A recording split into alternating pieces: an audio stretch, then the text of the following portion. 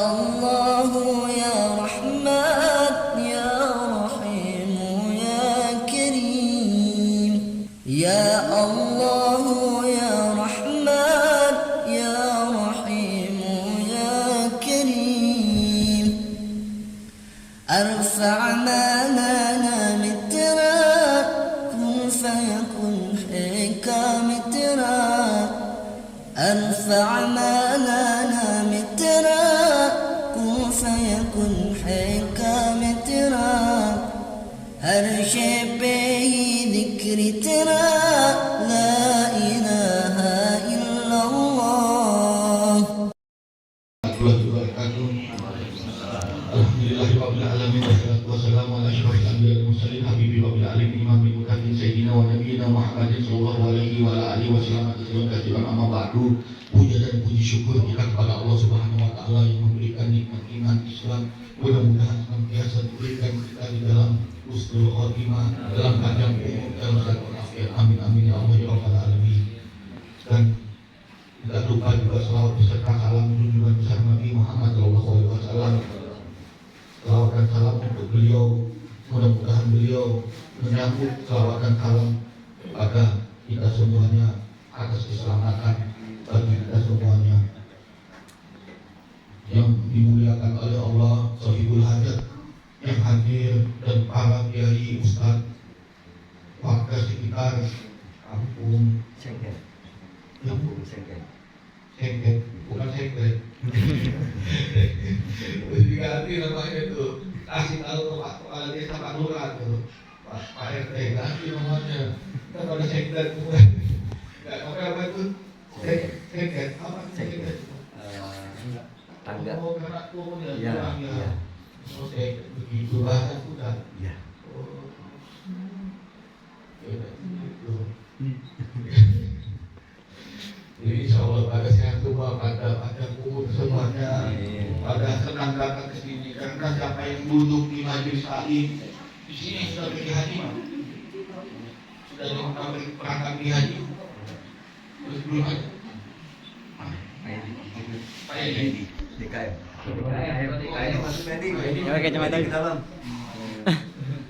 Nah, siapa yang duduk di majelis taklim ganjarannya 1000 kali haji. Amin.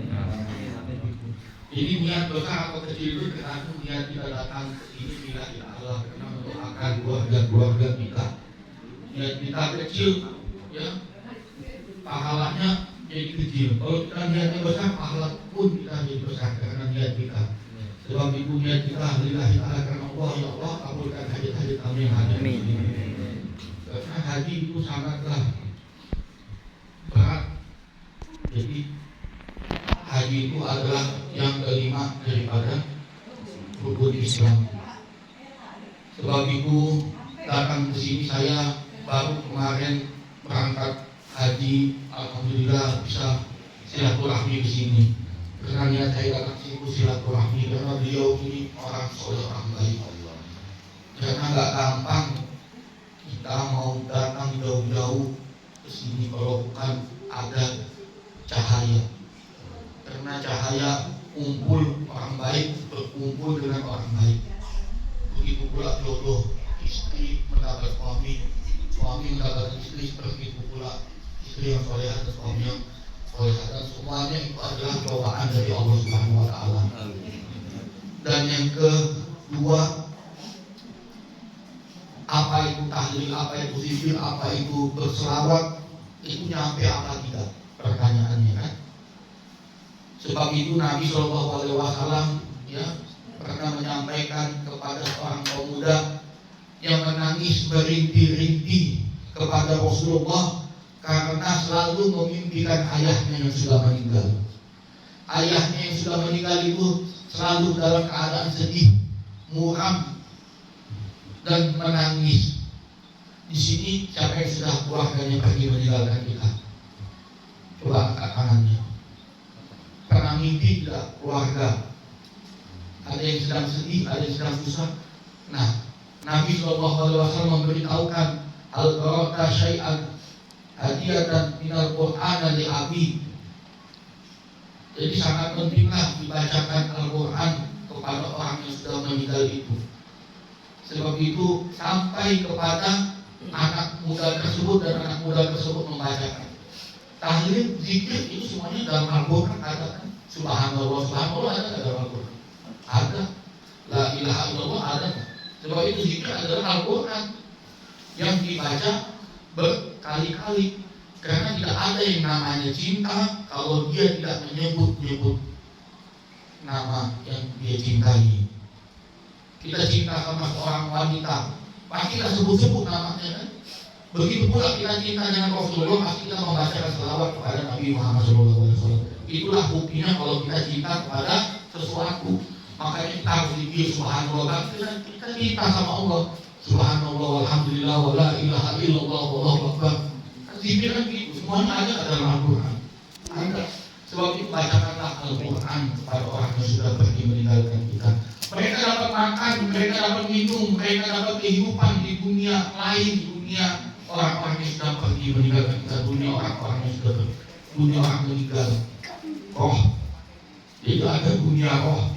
Setelah dunia, ada dunia roh. Habis dunia roh, baru dunia alam akhirat.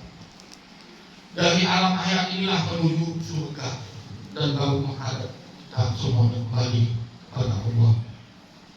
Sebab itu saya hadir di sini bukan menggurui, kita semuanya sama-sama mencari ridwan ilahi. Mungkin dilihat di sini tidak ada barakahnya, tapi kita lihat kita silaturahmi itu membawa kemuliaan. Dalam Al-Quran manusia itu disuruh silaturahmi, terutama seorang muslim dan muslimah yang lain. Karena silaturahmi itu membawa barakah, panjang umur dan walafiat dan banyak rezeki. Sebab itu Nabi SAW menganjurkan kita jangan pernah merasa gengsi sama yang lebih muda, sama yang lebih tua, sama yang lebih pintar, sama yang tidak lebih pintar, sama-sama semuanya jadi orang yang baik. Al-Quran itu mengajarkan kita supaya jadi orang apa? Supaya jadi orang kaya. Kadang Al-Quran mengajarkan kita menjadi orang kaya. Jadilah orang yang soleh, jadi orang yang soleha, para wanita. Apa itu saudara-saudara? Orang yang baik, yang beruntung, yang selamat. Kalau dia orang kaya, dia soleh, pasti hartanya bagi-bagi. Benar nggak? Tapi kalau orang kaya nggak soleh, nggak bakal dia bagi-bagi. Banyak orang kaya kalau dia di mana-mana rumahnya gede-gede. Pernah nggak silaturahmi dia? Pernah nggak keluar ke kampung dia? Silaturahmi atau bersama sama masyarakat orang kaya. Nggak mau gengsi orang kaya. Waktu miskin baik. Sudah besar, sudah tua, sudah kaya, sudah hebat. Lihat orang miskin, ocelan, wah bujel, bungel, dakian, takut nanti rabius, takut bakteri. Orang kaya. Makanya Nabi SAW tidak boleh memandang orang dari hartanya. Kita muliakan orang dari dia kaya, nggak boleh, haram. Sampai Nabi Muhammad mengharamkan. Kita kalau muliakan orang itu karena dia alim, ulama, dia berilmu, dia orang soleh, itu boleh kita hormat. Tapi kalau karena dia orang kaya kita hormat, dosa. Begitu. Makanya Allah tidak pernah memuliakan dunia. Makanya percuma buat apa harta banyak tapi keluarganya nggak ada yang soleh. Ya kan, nggak bisa mendoakan. Makanya alhamdulillah Pak Hendra, Ade Hendra masih ingat sama ayahnya. Walaupun Ade Hendra itu bukan orang soleh, bukan orang baik, tapi Allah berikan sifat apa? Karena kumpul dengan orang soleh, jadi Allah berikan sifat orang soleh juga, jadi orang soleh juga. Kalau kita duduk dekat tukang sate, kita cium bau asap satenya. Kalau kita duduk dekat tukang minyak wangi, kita dapat dikasih wangi-wangian. Suruh coba nih wanginya ini. Begitu pula dekat tukang soleh, Kang Kade sama kiai-kiai pusat-pusat ini. Jangan pernah merasa kita orang yang lebih daripada yang ada di kita. Kita nggak tahu wali Allah di sini. Mungkin di sini ada yang lebih wali dari kita, ada yang lebih soleh. Sebab itu Habib Segaf di Masjid di Syurga Salim, ayah saya mengajarkan jangan pernah melihat orang dari bentuknya. Karena dulu almarhum Habib itu pernah ketika beliau pergi umroh, beliau mau berangkat pergi tawaf umroh, beliau ambil nikoti namanya itu nikot tankin naik bis, naik mobil. Di sebelah bis itu ada satu orang biasa, pakaiannya biasa, beringus, malah tak bersih, pakaiannya kotor, habisnya banyak debu, habis dari padang pasir. Duduk sebelah almarhum bapak, sedangkan banyak kosong masih tempat. Tapi dalam hati, kalau orang yang belum bersih hatinya pasti bertanya-tanya, ini orang udah pucet, pakaiannya berdebu, kotor. Tahu-taunya yang kita ngomongin itu orang soleh, waliullah. Lalu orang itu bilang berhenti bis. Dia marah sama Habib Segaf. Kamu kira saya tak tahu kamu ngomong dalam hati pakaian saya kotor. Bis berhenti, saya mau turun dari bis. Lalu Habib Segaf pegang kakinya minta maaf. Lalu Habib Segaf bilang, saya minta doanya, jangan nanti Jumat insya Allah kita ketemu. Tahu-taunya Jumat dia adalah imam besar Masjidil Haram yang potong bajunya itu. Dan itu juga salah satu gurunya almarhum Habib Segaf bin Mahdi insyaallah misalnya. Apa yang beliau ajarkan yaitu tentang hati.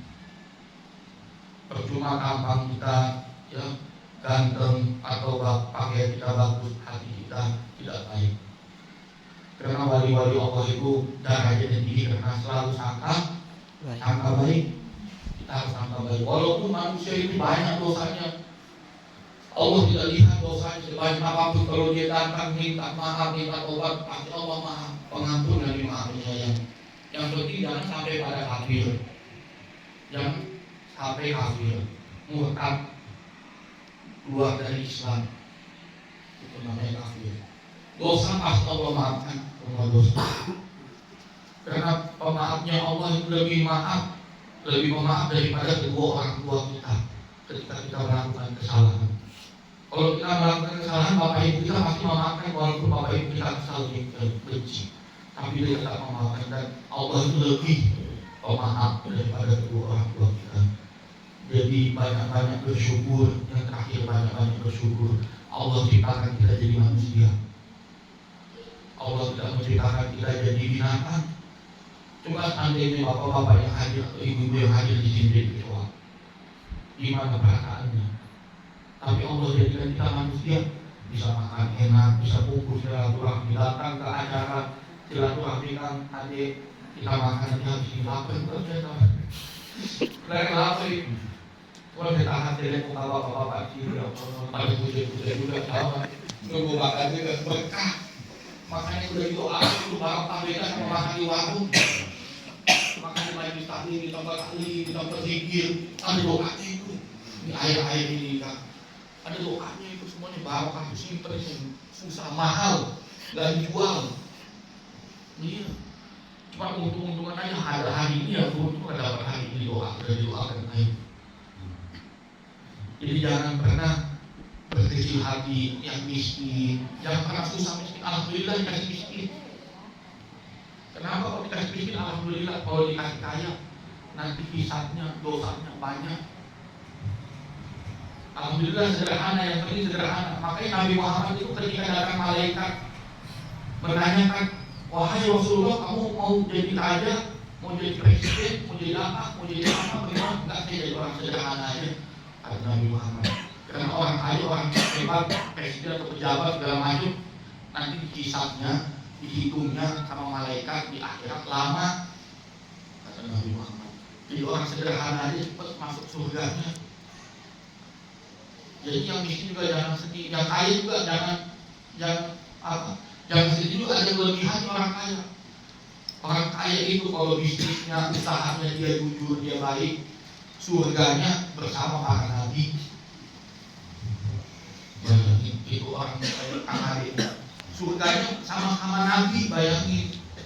Makanya kita mesti ada usaha, dagang apa, singkong, kebun daun, kayak apa, ya, apa segala macam lah. Yang penting jangan jual diri. Apa bisa diusahakan supaya apa? Supaya kita bisa dapat bersama nabi. dia jualan.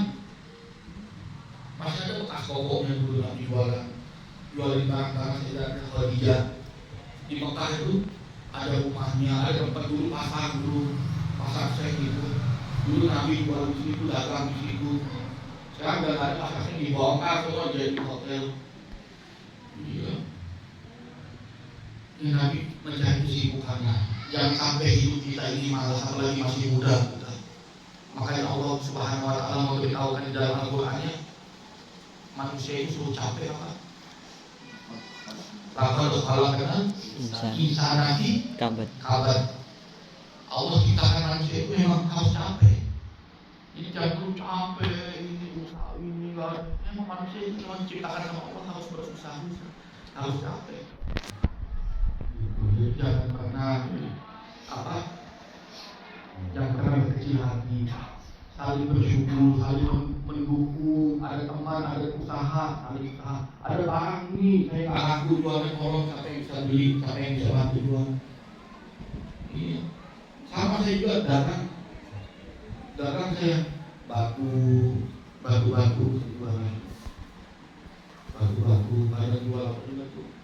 Konter HP. Walaupun jadi imam sholat di masjid, tapi juga ada usahanya. Gitu. ini salah satu konsumen. Wah, itu ya, jadi bersyukurnya kurang apa lagi. Allah sudah jamin, bayangin orang Islam itu beruntung udah. Bayangin, udah diwarisi sama Allah udah kasih warisan surga. Ini bapak-bapak ini, kalau nanti warisannya itu surga, bayangin. Udah diwarisi sama Allah dari kasih. Iya, makanya jangan sampai sesama muslim itu, makanya Allah paling gak suka sesama muslim itu ribut. Karena dosanya itu tidak diampuni sama Allah. Karena dosanya sesama muslim, bukan sama Allah. Kalau sama Allah memaafkan. Kalau sama manusia kita udah jelek-jelekin orang, ya busuk-busukin orang, kita gak suka sama orang ini. Itu mukanya jelek itu bikin orang dongkol, kebukin aja, bakar. Itu kalau ada anak nakal, ini anak setan, pada anak bapaknya. Makanya itu jangan sampai berlebih sesama muslim, jangan berlebih. Makanya Nabi SAW, ya Rasulullah, ini ada sahabat Nabi ini yang begini, yang begitu, yang begini. Nabi diam aja. Gak pernah komen, oh itu orangnya begini, kamu itu anaknya begini, tukang mabuk nih. Enggak, Nabi diam. Itu sahabat yang ada yang pakai lemah rumah, kalau ada sahabat yang mabuk. Iya. Nabi itu gak pernah ngomongin kesimpulan itu begini, pasti ngomongnya baik-baik. Walaupun dia nakal dia ini, tapi ada kebaikan di dalam hatinya. Nabi selalu bilang. Nabi itu gak pernah sesama muslim apalagi. Makanya ketika Nabi Muhammad SAW meninggal wafat, itulah mulai peperangan para sahabat Nabi. Kenapa para sahabat Nabi tidak melihat waktu Nabi memberikan hukum tentang sesama muslim? Jangan pernah sampai saling komen, kalau bahasa kita komen. Ini gak dihiraukan sama sahabat. Mungkin itu masa sepele. Tentunya komen itu membawa pengaruh buruk. Kita mengkomentari orang, tidak boleh, tidak. Itu bukan urusan kita. Sebab itulah akhirnya para sahabat saling mengkomentari satu sama lain. Oh yang ini kurang di sininya, ini kurang di sininya, ini kurang di sini. Itulah sebab itu makanya Nabi kalau ditanya si fulan bagaimana si fulan, Nabi selalu diam. Dan sahabat-sahabat Nabi mungkin kurang peka di situ. Dan setelah meninggal Nabi, itulah makanya sekarang akhirnya terjadi apa? Saling menuduh, ini kurang ini, saling komen begini. Itulah namanya cobaan orang muslim. Cobaan orang muslim adalah sesama muslim. Kalau dia bisa menahan amarahnya, sabarnya, dia bersama-sama Nabi. Sama-sama Nabi, surganya surga paling tinggi. Nah, surga itu ada 8, ada 7. Yang paling miskin itu tanahnya 7 kali bumi, itu paling miskin. Bagaimana itu yang paling tinggi? Makanya Nabi SAW yang pernah komen sesama itu. Kalau bisa makanya apa itu taat? Taat itu diam. Diam, no komen. Ini gimana Pak Jokowi? Pak Jokowi ini bagaimana? Udah, Allah akan bisa jawab dulu masing-masing. Kalau dia salah kita tegur. Begitu pula kalau orang yang salah tegur, tapi jangan pernah komentari kehidupan orang. Komentari kehidupan orang karena itu pribadi. Mengerti? Ya, jadi kita jaga keluarga kita. Sudah bisa sedekah belum hari ini kita? Sudah bisa kasih duit belum ke bapak ibu kita yang masih bapak ibunya? Jadi anak-anak muda sudah pernah kasih duit belum ke bapak ibunya? Saya makanya kalau mau orang tua malu kalau nggak bawa duit ya. Benar jujur. Kalau tangan kosong itu ke rumah emak, sama itu juga mesti bawa duit. Apalagi ke tangan orang tua, di situ lah bankanya. Tapi kalau ngasih ke ahli fikih lebih besar lagi, ngasih ke ulama lebih besar lagi. Itu menurut Imam dalam kitab. Menurut dalam Imam, pokoknya dalam kitab. Ada dalam kitab lah, bukan dia. Pokoknya kalau kasih ulama lebih tinggi gitu. Gak tahu saya bingung. Alasannya apa itu? Baru habis itu habis kasih ulama paling besar, habis itu baru kedua orang tua. Baru ke anak-anak yatim dan orang-orang yang mau berjihad fisabilillah itu kalau ibu ini. Ya itu saja. Mudah-mudahan bermanfaat. Intinya insya Allah kita harus depan lah kita maulidan. Karena tidak ada doa yang terkabulkan oleh Allah. Ya, tidak akan doa yang kabul yang mustajab tanpa lewat wasilah Nabi Muhammad SAW. Jadi tidak ada doa yang kabul tanpa lewat Nabi Muhammad SAW. Wal hadrat Nabi Sayyidina Muhammad SAW. Seperti itu contohnya. Jadi kalau kita doa tanpa wasilah Nabi Muhammad tidak kabul doa kita. Tidak ada yang kabul. Nah begitu pula surga. Allah ciptakan surga. Itu surga buat Allah apa buat kita? Allah butuh surga apa enggak? Tuhan butuh surga apa? Tuhan enggak butuh apa-apa. Yang namanya Tuhan tidak membutuhkan makhluk yang diciptakannya. Karena surga itu punya siapa? Surga itu punya siapa? Punya Allah. Allah buat siapa? Buat Nabi Muhammad sama umat-umat. Bukan buat Allah kan butuh. Tuhan butuh. Happy. Sedangkan surga kan senangan. Surga itu untuk Nabi Muhammad. Sebab itu Allah pernah memberitahukan kepada Nabi Muhammad. Terserah Nabi Muhammad. Kamu bagaimana? Ya kan? Tanya Nabi Muhammad mau bagaimana? Agama mau bagaimana? Enggak ya Allah saya ikut engkau ya Allah. Begitu kan Nabi Muhammad. Jadi gitu ya, jadi jangan jauh di sini. Mudah-mudahan kita semuanya bisa memimpin Nabi Sallallahu Alaihi Wasallam. Kalau ayah saya Habib Nabi Mahdi Insyaallah saling mengajarkan baca saja waktu duduk amal baiki Allahumma sholli ala sayyidina Muhammad wa ala sayyidina Muhammad sehabis sholat isya 4 kali. Itu seperti punya uang di depan rumahnya. Jadi bahagia dia tak akan susah sampai dia meninggal. Jadi hidupnya dimuliakan, dijamin barokah hidupnya. Bisa mimpi Nabi Sallallahu Alaihi Wasallam. Tapi itu sahabat sholat isya mau tidur baca selawat 4 kali Allahumma sholli ala sayyidina Muhammad wa ala ali sayyidina Muhammad 4 kali. Itu rezekinya seperti punya uang depan rumah itu paling kecil itu. Ganjaran itu paling kecil, paling besarnya bisa berjumpa dengan Nabi Muhammad Sallallahu Alaihi Wasallam.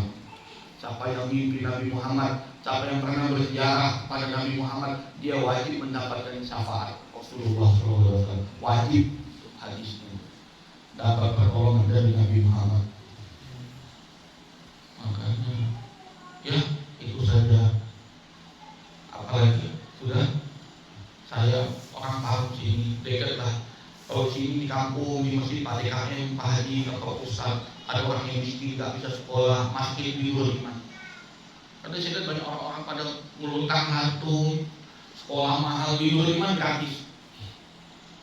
Masukin aja situ gratis, yang penting mau mondok anaknya. SD, SMP, SMA sampai sarjana S1 gratis. Semuanya wakaf gitu. Ya, jadi kalau ada yang bikin orang-orang nggak sekolah.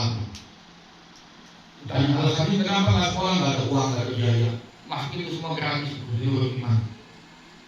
Ya, karena yang namanya ilmu yang ditinggalkan adalah anak yang soleh dan soleha, harta yang dimanfaatkan, diwakafkan, dan ilmunya bermanfaat. Nah, anak-anak yang nanti ini kita nggak tahu ini nggak sekolah, tiba-tiba kita masuk sekolah bisa jadi ustaz, jadi kiai, kita dapat juga pahalanya.